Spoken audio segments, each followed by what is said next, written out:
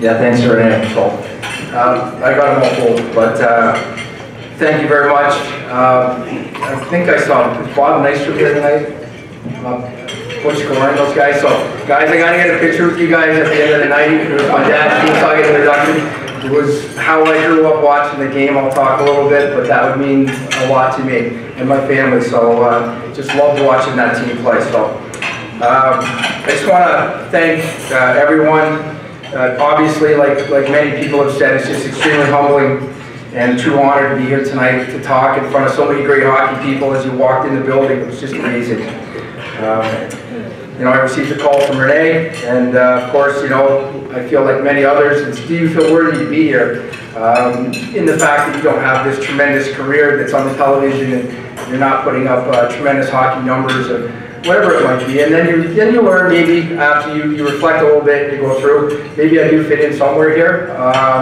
But I do thank you for this honor, so it's just tremendous. I just, you know, I want to say congratulations to all the people in here. And I think that's what it's, for me, that's what it really is about, what hockey's always been about. The induction, and, you know, you guys have all contributed such a great amount to the game. And for me, that's what matters most. So, Renee asked me to share my love for the game, right? So that's such a loaded question.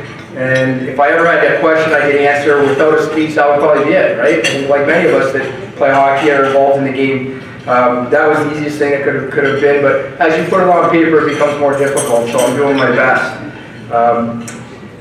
Everybody in here, there's so many people in here that have influenced me, and I have a direct connection to, and I already moved to, or I guess the 1980 hockey team.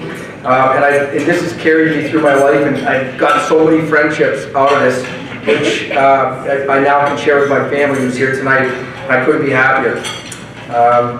It's not really about me today, and that was the first thing I thought about when I got the award. I said, finally, I have an opportunity today to say thank you to my family, my kids, my daughters, who you can see they got their height for me. Everybody that's really contributed to me being where I am today. I've got some players here that I've coached. My son's here. So it means just the world to me, because that's really what it was all about for me. You know, Emily, your dad, hired me as a teacher. I think he's over there, Dan's over there. He was very hesitant to hire me because I just got kicked out of the men's league, but he said, I hope you have your patience, and you'll figure out what my job is in a minute. But he goes, I hope you have your patience to work with kids. I said, I think I can make the transition, Dan. So thank you, Dan. I obviously talked about the New York Islanders' intro into the game. It was my father's team and how I became love the game. Rusty, Tom, you guys are here tonight. Thank you for hanging in there with me and all your support. I coached all their kids, and hope you guys are doing well. I know Bill MacArthur and Pete were here, I think, so Bill and I used to sit every morning on the bike at Bent Fitness and ride the bike before I went to school, and we used to just talk hockey. At that time, I think Pete was playing at BU, and Pete and I are good business partners today. So Brad Chartrand, we're on the ice coaching all the time, and we do a great job. I wish you the best of luck next year. If anybody deserves it, it's you.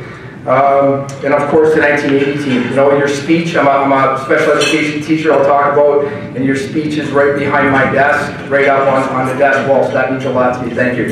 So, you know, I'm just finishing my 20th year of coaching and my 20th year of teaching. I'm a special education teacher at Shenandoah Middle School. Absolutely love it. Work with students with disabilities, and I coach, so I guess that's hand in hand, right? 15 years ago I started the C Dynamo program by myself as an old rink owner, and we've kind of built it up over the years. It's had its ups, had its downs, but that's been something I've been very proud of outside of my career. I've helped hundreds of players, been in front of so many kids, some of them are here today, we've won a state championship with, and that's really what I love most. Like that's what I'm able to share today. So I'm born in Kingston, Ontario. It's a city on Lake Ontario, surrounded by numerous lakes and ponds, and it's a very competitive environment. And I heard so many people talk about being the underdog. Brad did. I think that was me. You know, it was an overwhelming opportunity in Kingston, but you're a small fish in a big pond up there. and especially with my size, it was very difficult, but I managed to kind of carve out a niche and carve out a career and go to school and play hockey in college and kind of play after and managed to make some money and get paid to play. So for me, that was something I was proud of.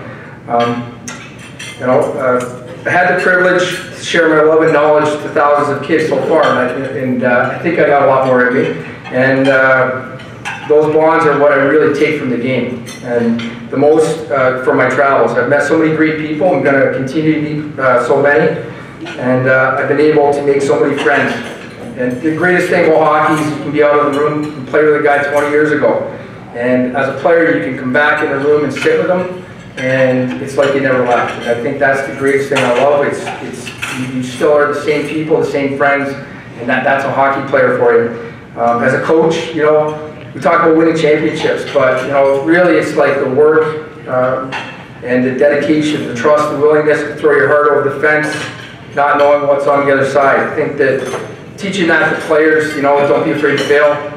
You go, you give your best, you go for your goals, you do whatever you need to do to get there, and failure is an option maybe at some point in time, but that in itself is a learning experience, especially in today's competitive hockey game. So for me, that's what I teach my kids. Hockey provided a lot of skills, right? So I got a player with me, Chase Yersa, about perseverance. Chase was diagnosed with myocarditis, it's inflammation of the heart, after he had a serious bout of COVID. And he did so well. He attended everything. He couldn't have his heart rate up. But I remember a specific moment walking into the rink. The team's out flipping tires, running and training, and Chase is just walking back and forth, just slowly walking. And to me that meant something, because I'm like, there's what hockey players really are. Great dedication, Chase. So, as I mentioned, growing up in Kingston, competitive, hockey's everything up there, the games are on. My father loved the game, revolved around the New York Islanders at the time when I can remember, in 1980. My grandfather was in Fredericton, New Brunswick, Harry Poe, and he was a Fredericton Canadians season's ticket holder, Habs fan. We won't talk about that, but he did okay. And those two are still with me today, and I thank them for that. I'm truly thankful for the support of my family, and it comes without a shared bond with them, and I'm very, very thankful for everything they've done for me. It's been a long road, and I don't spend a lot of time because they're in Canada, and I'm busy, and there's 10 o'clock nights and 5 o'clock mornings, and that's not a lie. But I still love it, and I wouldn't change it, and they know that. So thank you, Maddie and Gabby, my daughters, because they had to take a lot of time out for me. Thank you guys for always saying, Dad, we want you to play and be in there. I did put you up on the board. You look a little different, but you've grown up a little bit.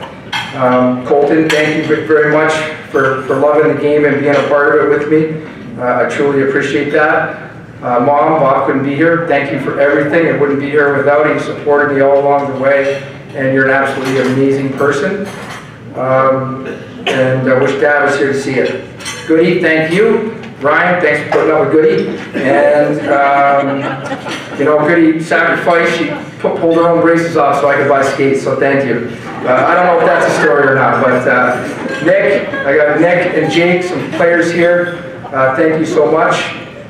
You guys have been through it with me, you know what it takes, and that's everything. Christina, thank you so much for being a part of this. She got fast-tracked into the hockey life, not knowing it, and I think that's a very, very difficult thing to do for a young lady, so but thank you for hanging in there and being my best support. Zamboni kid, you're the man. And lastly, I just want to say thanks, guys, for listening to me here. Hoping it was somewhat interesting. I just want to say I dedicate this day to my dad. Passed away when I was 19 from cancer. I was my biggest hockey contributor, my biggest hockey guy. And today, I dedicate this to you. Okay?